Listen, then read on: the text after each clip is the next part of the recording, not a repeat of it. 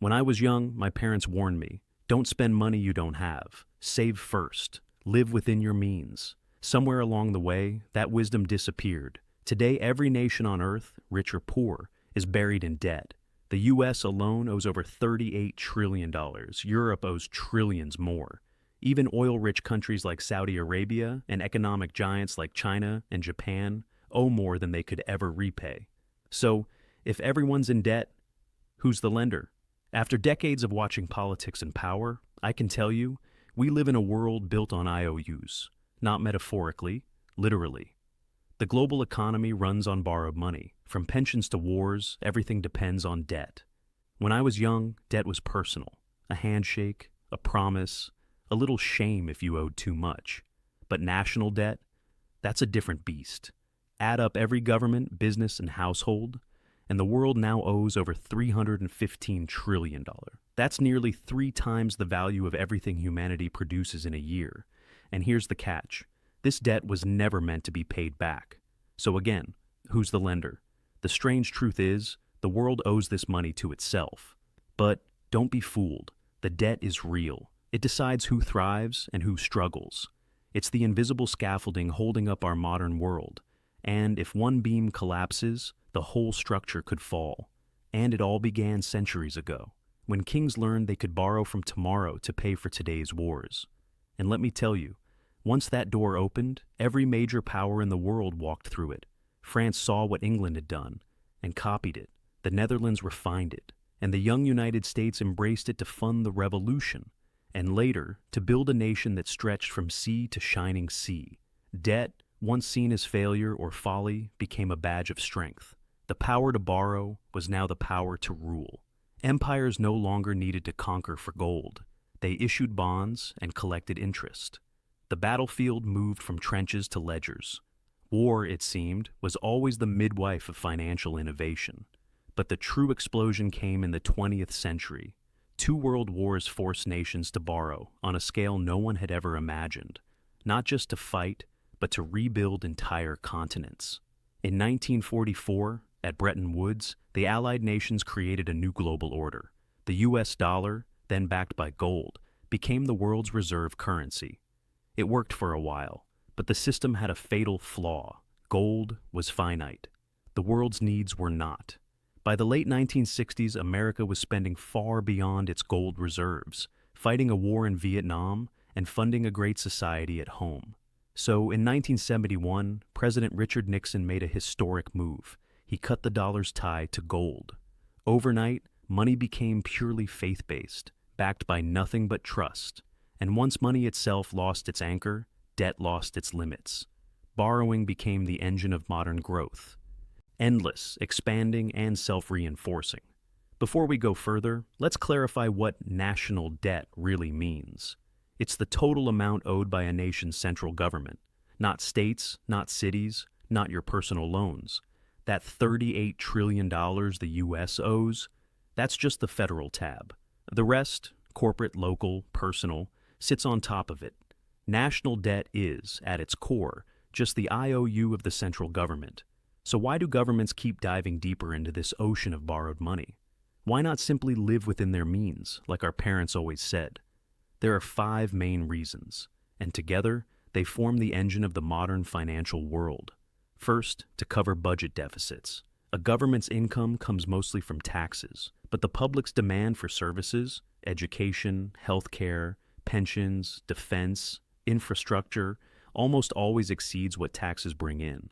If a government collects $3 trillion but spends $4, it faces a $1 trillion gap. It could cut spending, risking outrage and protests. It could raise taxes, just as unpopular and potentially harmful to growth. Or it could borrow the difference, issue bonds. Promise to pay later. That's the easiest option, and the one chosen most often. Second, governments borrow to invest in growth. Not all debt is bad. Borrowing to keep the lights on is one thing. Borrowing to build ports, highways, or digital infrastructure, that's different. Those investments can make the economy stronger, boost productivity, and generate more tax revenue down the line. That's what economists like to call good debt. Third, they borrow to handle crises. When disaster strikes, a war, a pandemic, a financial collapse. Governments can't wait years to save up. They have to act now. In 2020 alone, the U.S. borrowed nearly $3.8 trillion to cushion the shock of COVID-19. Without that lifeline, the economic and human cost would have been far worse. Fourth, debt is a tool for economic stabilization. By issuing or buying bonds, governments can heat up or cool down the economy, much like adjusting a thermostat. Too much inflation? Issue bonds to pull money out. A recession? Borrow and spend to pump life back in. And fifth, governments borrow simply to pay off old debt. A 10-year bond from 2015 comes due in 2025, and rather than pay it back in full, the government issues new bonds to cover the old ones. It's like refinancing a mortgage on a national scale.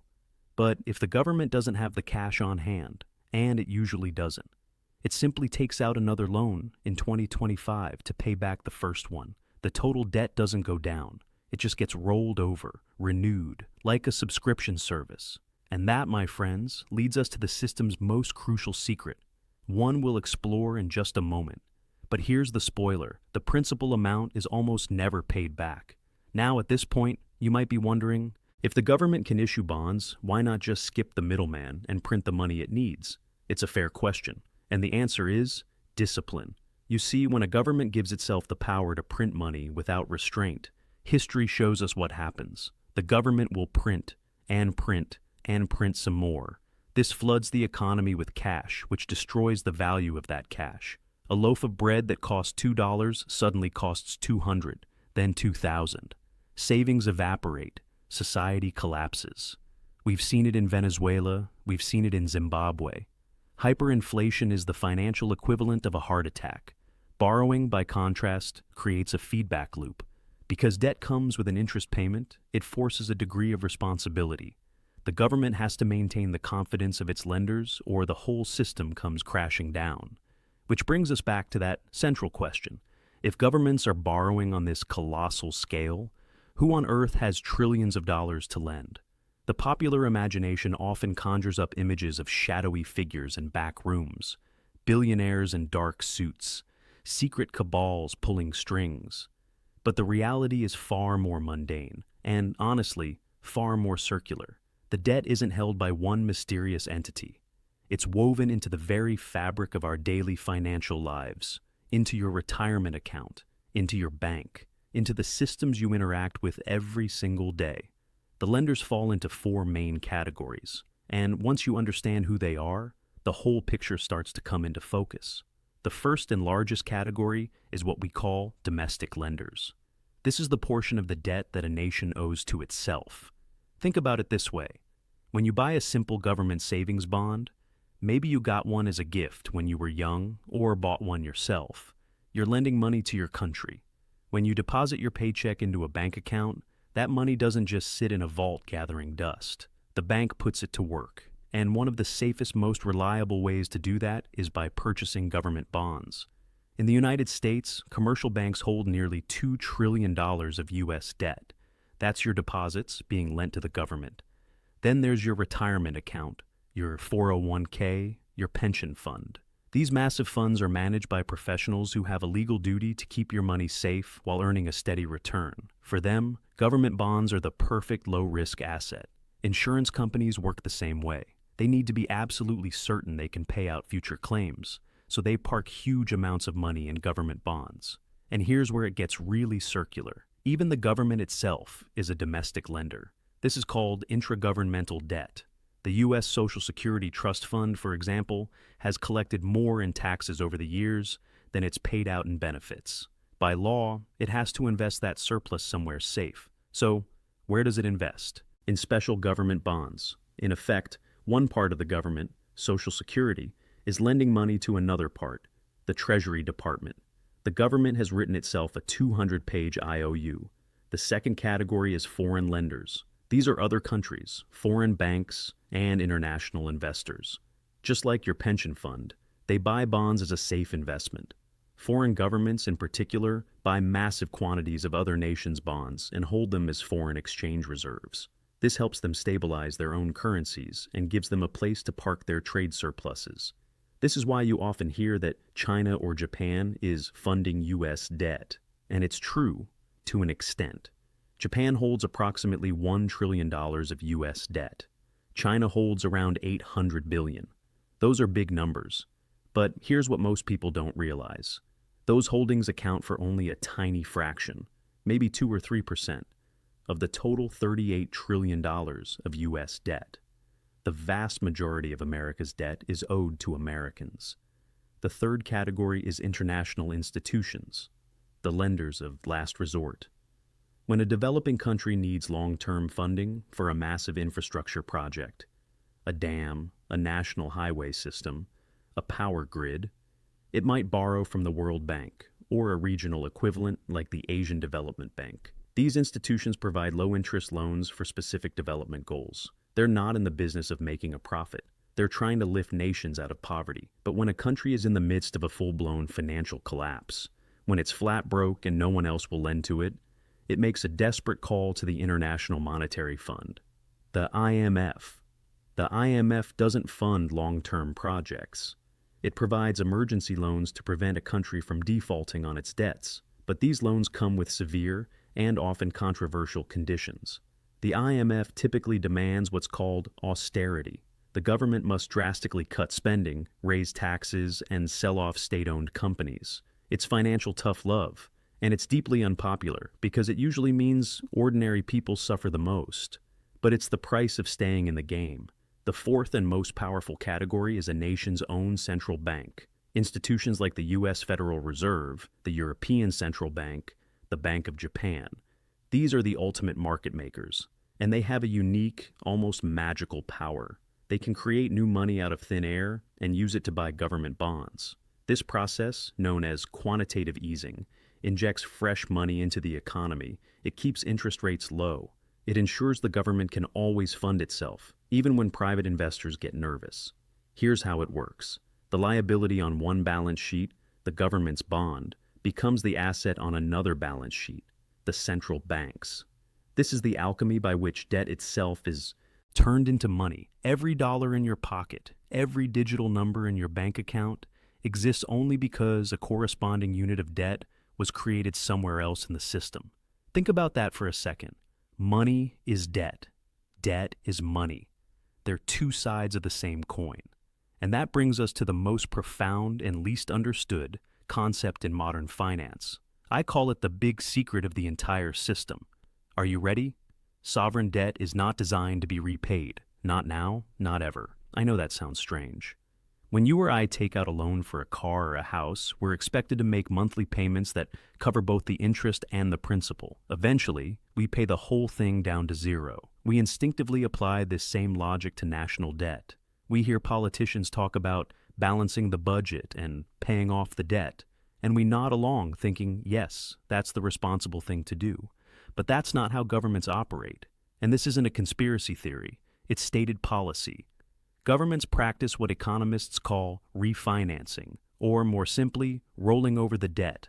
Here's how it works. When a 10-year bond from 2015 comes due in 2025, the government doesn't use tax revenue to pay back the principal. Instead, it issues a new bond and uses the money from that sale to pay off the holder of the old bond.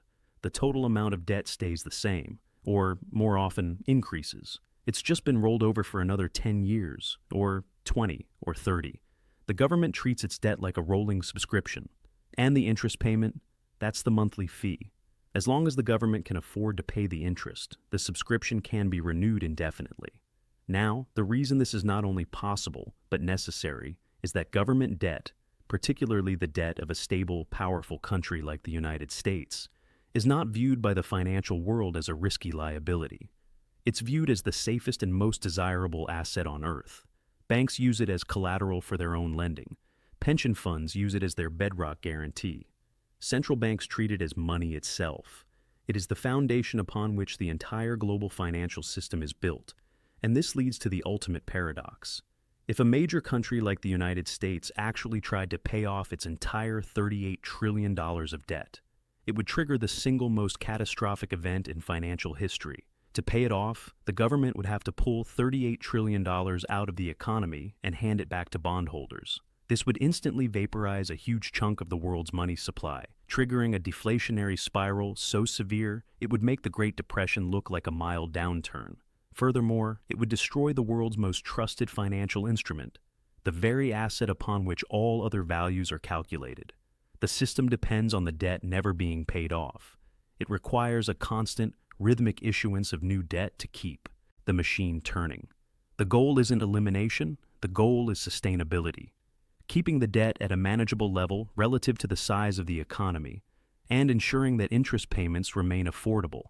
The debt has become a kind of heartbeat for capitalism itself. It pulses through every pension, every mortgage, every market on Earth. So, if the debt is never meant to be paid back, and if it's the very foundation of the system, does that mean it's a perpetual motion machine? Can it just run forever without consequence? The answer is a definitive no. This is where we need to talk about the risks, because the entire edifice is built on a single, intangible foundation: confidence. The system works only as long as investors, markets, and other nations believe that a government will always be able to make its interest payments.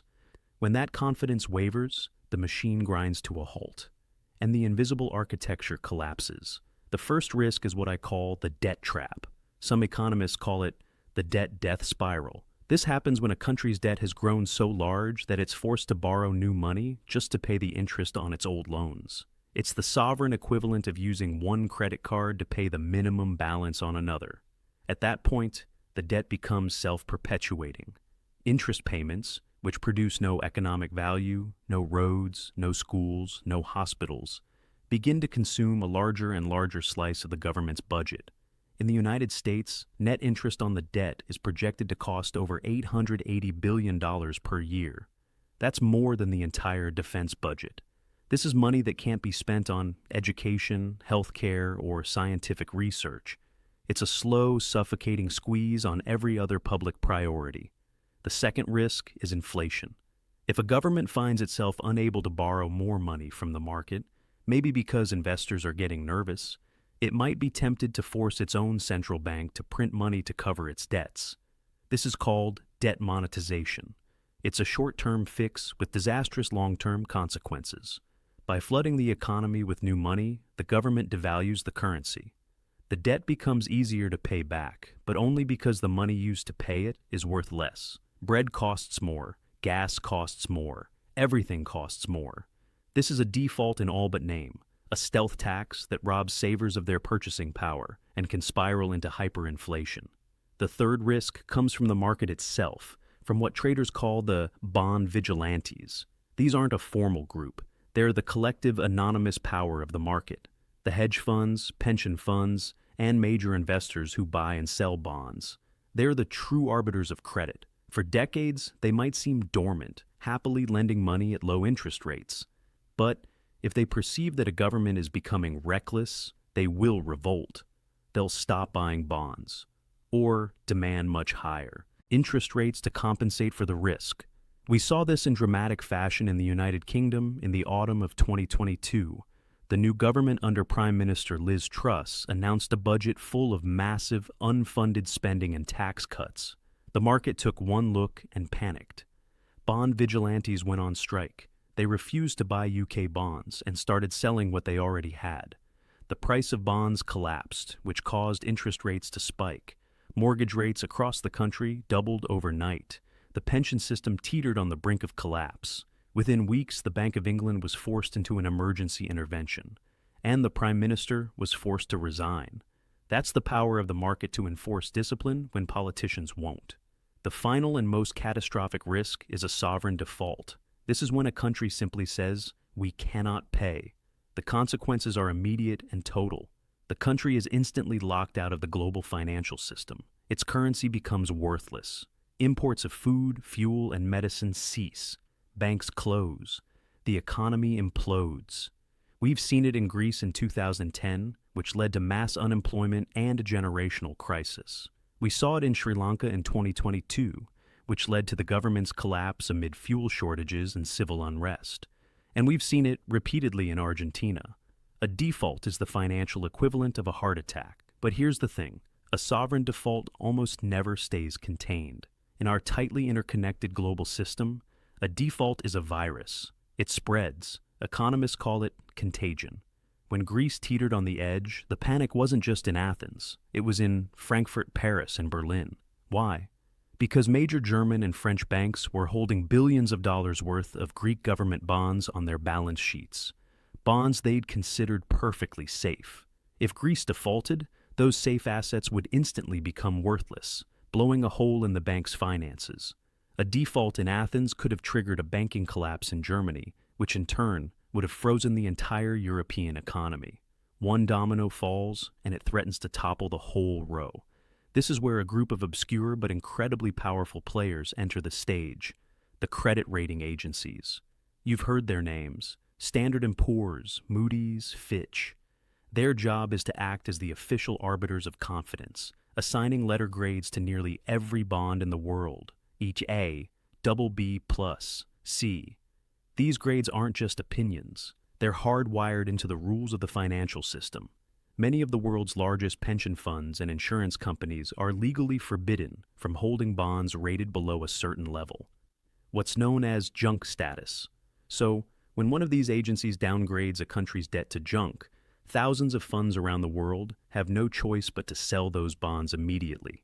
This forced selling is what triggers the bond vigilante attack, causing interest rates to spike and turning a manageable problem into an acute crisis overnight. This even happened to the United States in 2011 during a political standoff over the debt ceiling. S&P downgraded the U.S. from its perfect AAA rating for the first time in history. The stock market plunged. It was a clear signal. Not even the linchpin of the system is immune. Now, this delicate balance of confidence and risk isn't uniform across the globe. Every country plays a different role in this machine. The United States, as I mentioned, is the linchpin. Because the dollar is the world's reserve currency and U.S. Treasury bonds are the global safe asset, America enjoys what's been called an exorbitant privilege. It can borrow in the currency it prints, a luxury most other nations don't have. But that privilege isn't unlimited. The U.S. is currently running budget deficits of 6 to 7% of its economy during a time of peace and relatively low unemployment. That's extraordinary. The greatest systemic risk to the global economy isn't a default in some small country. It's a loss of confidence in the U.S. Treasury. Japan presents a fascinating counterpoint. Its debt-to-GDP ratio exceeds 250%, the highest in the developed world. Yet, Japan hasn't faced a crisis. Why? Because Japan's debt is almost entirely held domestically. It's a closed loop. The Japanese people and the Bank of Japan are the creditors. The nation owes the money to itself. China, meanwhile, faces a different set of problems. Its central government debt is somewhat opaque, but its internal debt, driven by regional governments and an overheated property market, is staggering. China now faces slowing growth, a demographic crunch, and a debt bubble that could burst at any time. And the Eurozone? It remains fractured. One central bank, but 19 different governments with 19 different budgets. Germany has been reluctant to borrow, but now faces pressure to spend more on defense and energy. Italy and France have high debt and immense political difficulty reining in spending. It's a constant source of tension. So, we come back to the question, if everyone owes, who is the real creditor? The simple answer is, we owe it to ourselves. But that masks a more uncomfortable truth. We is not a uniform entity. The modern debt system is a vast engine for the transfer of wealth between classes. Think about how it works. Interest payments on national debt are funded by tax revenue, collected from the entire population, workers, consumers, small businesses. And where do those interest payments go? They flow to the owners of the bonds, commercial banks, large investment funds, wealthy individuals, pension funds, yes. But overwhelmingly, the flow of wealth is upward, from the nurse in Ohio paying her taxes to the billion-dollar fund in New York collecting interest. It's not a conspiracy, it's a structure. And it's no coincidence that the era of exploding global debt has also been the era of exploding wealth inequality. The system rewards those who own the debt and taxes those who must service it. The modern world is addicted to this system. Debt fuels our growth. It funds our crises. It supports our retirements. We cannot live without it. But this reliance has trapped us in a cycle. Debt is a double-edged sword. It's the tool that built the modern world, an ingenious human invention that lets us borrow from the future to solve the problems of today. Roads, schools, hospitals, scientific breakthroughs, all made possible by borrowed money. But used recklessly, it's a promise that cannot be kept forever. It's an invisible architecture, a scaffolding that holds up our global economy. But that scaffolding grows heavier every single day. The greatest challenge of the 21st century will be to manage this awesome power, to ensure that the scaffolding that holds us up doesn't become the cage that traps us, because in the end, debt is nothing more and nothing less than a promise we make to each other across borders and generations. And the question we must ask ourselves is this: are we building a future worth inheriting, or are we simply postponing a reckoning we're too afraid to face? I don't have all the answers. I'm not sure anyone does. But I do know this: understanding the system is the first step toward changing it, or, at the very least, surviving it. If you found this eye-opening, if it made you think a little differently about that word debt and what it really means in our modern world, I'd be grateful if you'd give this video a like. Subscribe if you want more conversations like this, calm, thoughtful, and honest, the kind you don't get much of anymore. And tell me down in the comments, do you think a world built on debt can ever truly be free? I'd genuinely love to hear what you think. Thanks for spending this time with me. Until next time, take care of yourselves and each other.